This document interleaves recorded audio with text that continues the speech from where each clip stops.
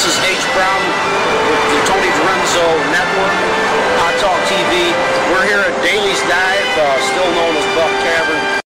It's going to be some sad shit, folks. Some sad shit. Thank you.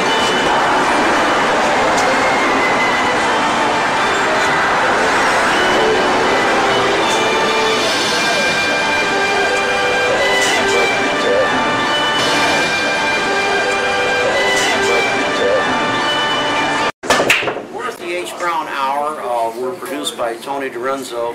He runs Hot Talk TV, and he's an umbrella for a half dozen or more ongoing internet shows, and mine is one of them. What? We live? We have live. Shuts up to me. Hey, how you doing there? I'm H. Brown. It's the H. Brown Hour with Hot Talk TV Network. This is our second edition of the spring.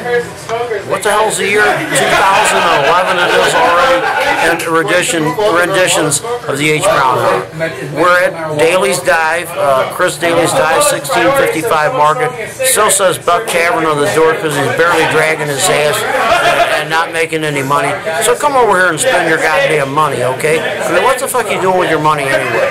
We're here on, it's a Friday. The weather outside is cool. We got a little bit of rain yesterday. Getting deep into April as we are here. It's April the 22nd. It's unusual to have rain this late in the season.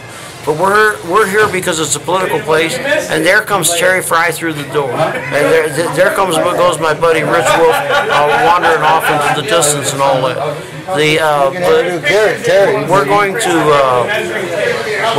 catch can. Would you like to be interviewed, Cherry? So we're trying to give you 30 minutes. No, I have an appointment with David Campos. I just came by. Some woman you gave this to asked me to give it back to you. Who was that? Is that on you? Yeah, who was that? Who was that? Gail Whitty. Who is she? Where's at the mirror like that? Wife. Hi. Mike Whitty's wife. Real short woman. Why did she give it back? She didn't explain, and I did not ask. I was afraid I might get an answer. I stopped by the Union Plaza Market on Fridays before I come in, and they have these things for $1, $2. And I buy a couple of them, and I give them out to people as they go by. The last story he told was that a guy in his building made them for him and gave them to him to give out to people. We do. Well, which one is it? The guy in your building? The guy that made them. No. Come here, sit down and explain this thing. I got an appointment with Campos. I gotta go. But it's both. That means you're still practicing to be a politician. Anyway, what happened was I started a guy in a wheelchair in my club where I live, SRO, started coming by, and he was selling these things, one for $4 or three for $10 or something like this. And so he's a nice guy, and he told me he was making them, and I bought them for a few months, but I always would buy like 2 a week and then come and give them out at the bar here. So after a few months of these, he became more irregular in his delivery, and so I started walking across the street to Union Plaza and buying them and giving them away. So anyway, this is the first one I ever had bounce return. Why do you think she give it back? I don't even remember. Yeah, you get to give it to somebody else. Hey, Cherry, do you want this? No, I don't. I wouldn't give it back to you if I did. So I think that was meant to be a personal insult. Hey, Cherry, why? Crazy guy. Because I don't wear jewelry. I don't know if you know. You don't wear jewelry. You're wearing earrings. Did you realize you're wearing earrings? Do you realize you're wearing earrings? Is that not jewelry? No, come on camera and insult me. Come on camera. I haven't killed you yet, don't make me do it now. I'll have to get a line for people you're going to kill. I don't know. Anyway, it's a nice bracelet. Who returned it? I don't know. I give away 2 of them a week, so I don't know. It's not a bad bracelet, I don't think. You want to take it and give it to someone? You won't come back and return it next week? Yeah. This is Ron Ress, sitting next to me here. He's been with us before. There goes Terry Fry out the window, off the door, pardon me. The window would have been a little tough because she's working with a cane. She returned this bracelet to me from somebody that I gave to last week. Yeah. Don't drink that whole bottle. No, ma'am. Not today. Anyway, there you go. We're into Friday. The Giants are they're 18 games into their season. They're 10-8. They'll be back with us at 7:15 tonight. I think they're having a hell of a year.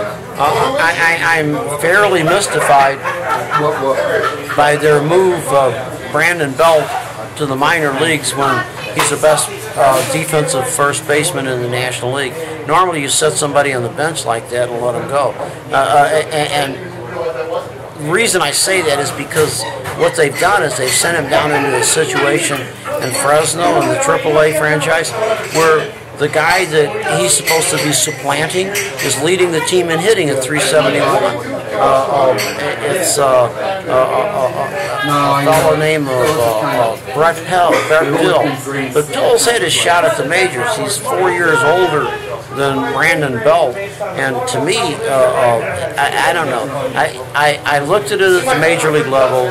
I looked at Cody Ross, Cody Ross, the right fielder, yelling and saying that that obviously first base should go to who's the guy playing it now? Aubrey Huff, because Huff is a senior. And all. Huff is not a good defensive player. Cody Ross isn't either. These guys have got multi-million-dollar contracts, and Belts plays for $440,000. The idea that just because somebody's younger and underpaid, that might work in the corporate world. But to me, for a baseball team, for a football team, for a basketball team, if you're going to set me on the bench, even though I'm better than you, then you as an owner are stupid, and you as a manager are stupid, and you as an organization are stupid. And they're going to send the guy to the minors and set him on the fucking bench in the minors because he doesn't make as much money as the guy in front of him. This is pure fucking stupidity to me. But anyway, Brandon Belt's in the minors. We'll see what happens. It looks to me like this is a happy circumstance, a happy place to be in for the Giants, because that means they have too much talent. They're overflowing with talent. They got too many quality first basemen. Although they've only got one that's Hall of Fame level talent, and they know it, but their egos are fucking them up from exercising. Brandon Belt should be playing first base for the Giants. He should be at least sitting on the bench for them and all that. Not sitting on the bench in Fresno. That's stupid. Ron Ress, what's happened in your life this week? Not a whole lot. Actually, I'm going to be heading out to the wilderness soon. Where's the wilderness? Well, there's 44 wilderness areas here in California. I'm not sure if you're aware. I usually try to get away from people. That's where I go. You camp? I can. Do you generally? What kind of vehicle do you have? Well, I have a Ford Explorer Sport 4-wheel drive. You can sleep in the back of that sucker. Well, I have, but gas is so damn much. I don't do it so much with that. So, but what I do is I backpack places. For example, Montana Wilderness is where I'm playing this week. Kind of my reasoning, of course, is since I'm not making money, if the more time I can spend in places where I don't have to spend money, the wilderness is certainly nobody's taking the money. The more I spend time there, the cheaper it is. I agree. It's I'd like to get out on the road myself, and I find that I'm looking at the price of gas, and I'm thinking I'm older now. I'm 67, so I'm thinking, well, how much time you got to go, and let's start hitting that bucket list. And the bucket list to me is I've hit most of the high marks. I mean, I've been married and divorced from 6 beautiful women. No guy could hope for any more than that. I've worked with an incredible number of geniuses. I've owned a giant jazz club. I've done stuff. And so the simple things are the things that are on my bucket list. It's like getting into a van, a la hippie thing of what I am from the 60s, and going on the road. And I'm looking at the numbers, and I'm thinking, I'm only bringing in $865 a month. And I have to do what you're talking about. I'd have to come in and land at a site, and it'd have to be, what do you call it when it's United States government property? Well, the places I go are Bureau of Land Management. Bureau of Land Management, BLM. And it's free to camp. It's free to camp there. You can go in places. There's very simple rules. You don't cut your own trails. You stay. You put your campsite about 200 feet. You've done this a few times. Oh, I've done this. Yeah, in the last 10 years, I've probably spent at least in terms of aggregate over a year in BLM camping. Wow. You're a real camper. Well, that's true. That's why Aaron Peskin and I, when I see him, we always talk camping, because he is an incredible backpacker. He's into endurance. Well, you know, Does he really like the outdoors, or is he just into challenging his body? No, really. That body. He's strong. He is a strong guy. I will admit, Aaron is a very strong individual. I can see backpack and so forth. I think he's probably a devil on the trail in terms of speed and distance. For myself, the reason I love BLM is because you don't see a lot of people out there. It's incredible to be in places where nobody else is. Is that a rush all by itself, or do you take drugs? For me, it is, because when you're out there, finish the whole question now. Is that a rush by itself, or you just do drugs to heighten the experience? No, I always do drugs to heighten the experience. Oh, absolutely. Do you do peyote? I've never done peyote. Acid? Yes, I did years ago. I've done this since when I should explain. Growing up in Minnesota, when I was a kid, what the hell are you calling drugs then?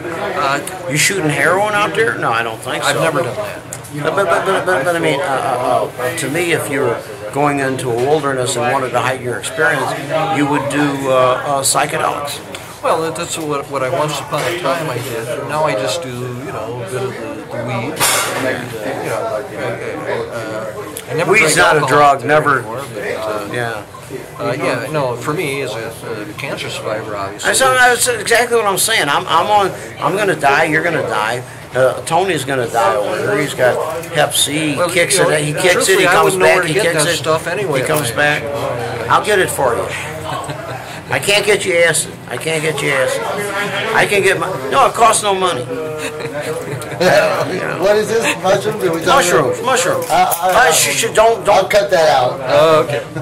Well, it's okay. But I mean, really, when you get out in the wilderness or the desert, you should be able to do some mushrooms. Well, I'm certainly familiar with a lot of the things. I remember when I used to go camping younger. And I don't make any money off this. Back in the days when the acid was really good acid. 8 Ways, Orange Sunshine, that kind of good stuff. I mean, it was... I remember walking down the middle of a river with a radio blasting, and we were in the middle of no place, and camping under a cliff, and I could actually see the notes coming out of the radio, and I just followed it up the middle of this river walking. It was... Why fly any other way? Why fly any other way? What do you mean? Those could be the days. Owsley died. I think that's a piece.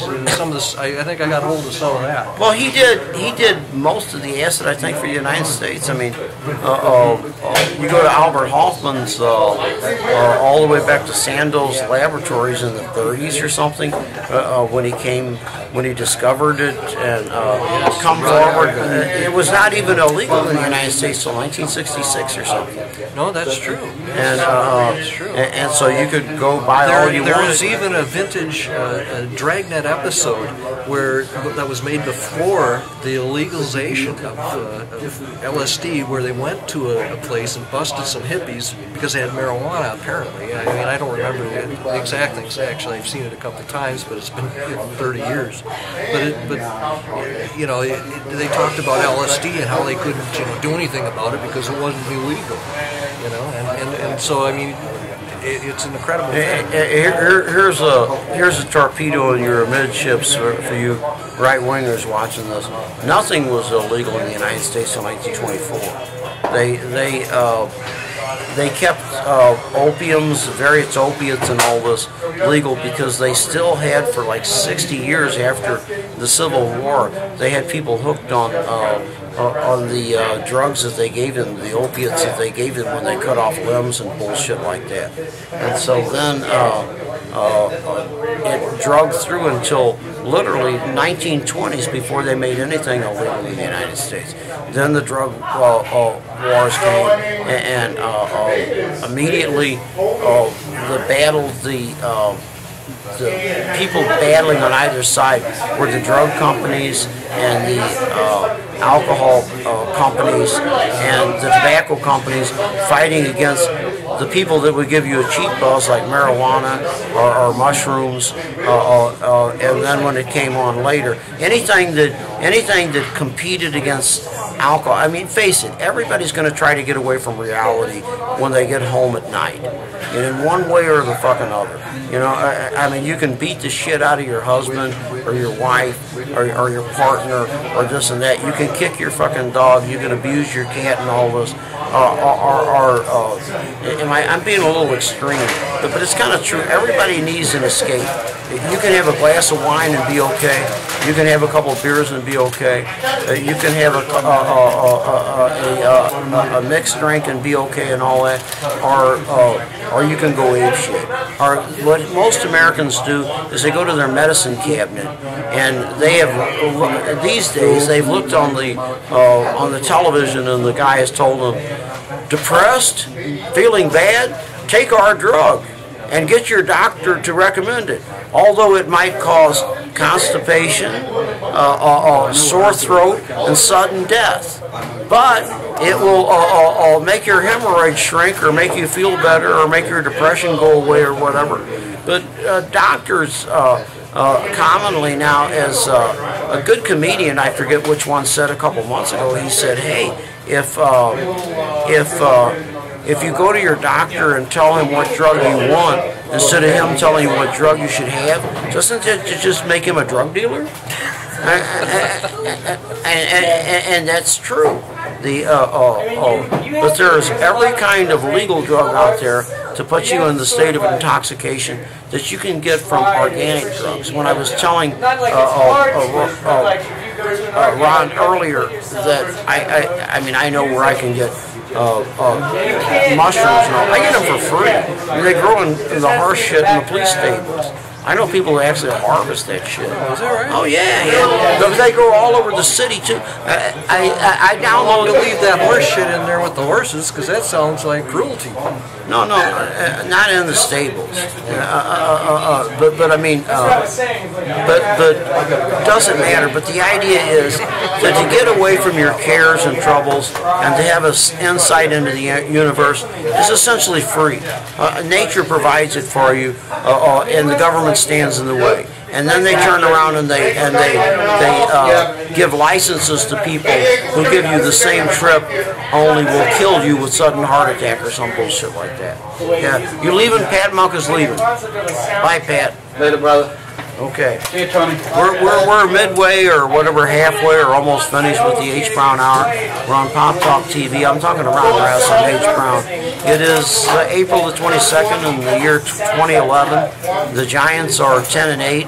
They're playing in a couple of hours. It's San Francisco. It's cool, and it's warm for what it's going to be in a couple of months when we get to summertime. And we're happy to update you with that. And if you have any questions, you can call in on our toll-free line at Beechwood 45789. That's Beechwood 45789. Wow, that's really archaic. You know that song? Beechwood 4, 5, 7, 8, 9. You can call me up and have a date any old time. Well, you know, I've heard. You know that? Yeah, remember that show, that song? Oh, cause my number is Beechwood 4, 5, 7, 8, 9. You can call me up and have a date any old time. You don't know that? You heard it? Yep. You sang it to me, you say? It's an old one. That's an old one. There are a lot of rocks out there that aren't as old as me. That doesn't mean that I don't rock. You know? Anyway, let's close this fucker down, okay? Yeah, why not? Boring everybody. Let's close this down. Give me one of those potato chips. Okay. Instead of closing it down, let's ask you some questions. Okay. All right. So what do you think about the race coming out, the mayor's race coming out? Who do you think's got a chance? Well, I think that it's totally bigoted and racist to say that race should figure into the determination at all. You can't top that shit. I mean, how many people are in the race? Huh? 33. 30. Well, 9 have declared. 33 have declared. Have they? They're only counting 9 people who have money. Right. There you go. All right, so those are the 9. The last one who's declared is John Daly. Yeah, yesterday. Who's basically the only progressive. But Well, why don't Jeff jump in? Still calculating? I don't know. I don't talk to him about that. I think he's been running for mayor for 2 years, frankly. Well, he has. I mean, as soon as he took the bull by the horn on pension reform, he's obviously the only elected in town that's doing that, and every single fucking candidate. Did you get fries, man? Did you order them? Oh, order some fries. Oh, Did I mention that I was kidding? Are you not hungry? That's the stupidest question I ever come out of your mouth. all right. The man raised more than $1 million in the last campaign. Okay, but I'm talking about now. It's your fault I don't get to watch my team anymore. He's running a petition drive now, which gotta cost hundreds of thousands of dollars. He benefits from all of this by name recognition, by association. The most popular thing in town right now is pension reform. He was the only person doing it last year, and now suddenly... Yeah, but if the press is like discredited, not even mentioning him as the originator of the idea here in this time. Define the press. Let's say the Chronicle. Let's say, you know, the Examiner. I mean, even you reported on that. And what's the deal? What counts in politics is name recognition. You win if you have name recognition and you have a positive connotation next to your name. Right. And he's gotten the name recognition among a lot of the candidates. And the major press has spent all their time, as have people like Chris Daly, whom he and others carried for years and all this, trying to give him a bad reputation because they want to kiss ass with unions. And he says, I would rather have the city workers keep their jobs. I would rather have people keep services. It's a pretty cut and dried issue out there to me. Adachi good, the rest of them, fuck them. They're all bad. I'm going to cross the thing. I mean, we could turn the camera at Daly and get him to tell us why he's against Jeff Adachi, and it would be because he won't blow Robert Holland or something like that, or Gabriel Holland. Which is basically it. They're all knee-jerk coalitions that do not think for the future. To be able to do it, don't you think on a citywide, he's got the name recognition, he's got a track record, he's really been doing things that are incredibly unique in some cases. Don't you think on that, just on that basis, he really doesn't really need the progressives, because enough of them will go for it, I believe. Does he really need the support of the establishment? Does he need Gabriel Holland? Yes. Does he need Tim Redmond? Obviously not. They're losers. They picked every loser for fucking 20 years. I think it's the last thing you do one of those motherfuckers in your column. You know, honestly, Adachi's a winner. Adachi's done nothing but win. He's done nothing but run a wonderful office. He's done nothing but step out in front and say, hey, my office is in trouble because the city's in trouble, and here's the #1 problem, and I have a solution. And so he went to the Board of Supervisors, head of the Budget Committee, and the president of the board, which was David Chu and John Avalos in that order, and they wouldn't talk to him. They refused to return his calls. That's the truth. And he turned around and he said, hey, I'll put a measure on the ballot myself just to try to save my employees their jobs and a legal, a constitutionally legal defense for poor people who run afoul of the law in San Francisco. And he lost. And every elected in town and every union ran against him. And they're bankrupt in the town. And now suddenly it's their issue. Now suddenly it's not Jeff Adachi was right, we have to reform pensions. It was, we have to reform pensions, and that's what Mayor Ed Lee says.